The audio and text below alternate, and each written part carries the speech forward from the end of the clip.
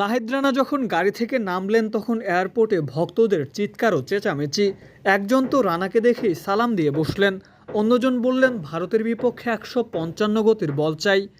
সেই কথা শুনে নাহিদ রানা একটা মুচকি হাসি দিয়ে ঢুকলেন এয়ারপোর্টে।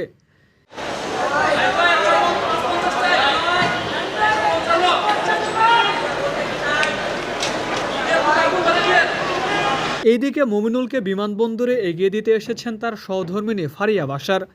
এয়ারপোর্টে গণমাধ্যমের এত ভিড় দেখে মোবাইল বের করে মুহূর্তটা করে রাখলেন ক্যামেরাবন্দি।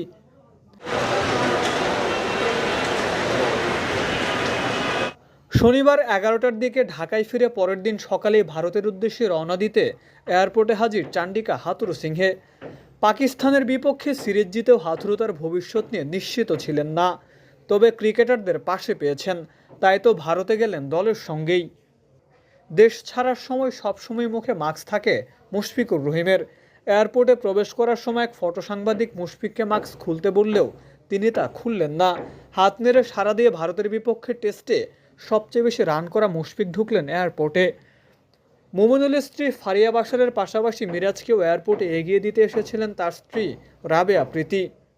হাসান মাহমুদ যেন এখন হাসতে শিখে গেছেন। ভারতকে বধ করতে এয়ারপোর্ট ছাড়ার সময় তাকে দেখা গেল হাসি খুশি। জাকের আলী অনেক তো আসলেন সবার আগে, নিজের গাড়িটা নিজে ড্রাইভ করে এসেছেন।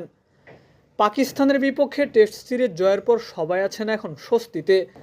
ঘরের মাঠে খেলা হলেও ভারত যে খুব সহজে শান্তর এই দলটার সাথে পার পাবে না তা কিন্তু বলাই যায়। লড়াইটা যেন হবে হাড্ডাহাড্ডি। বৃহস্পতিবার চেন্নাইয়ে ভারতের বিপক্ষে বাংলাদেশের প্রথম টেস্ট।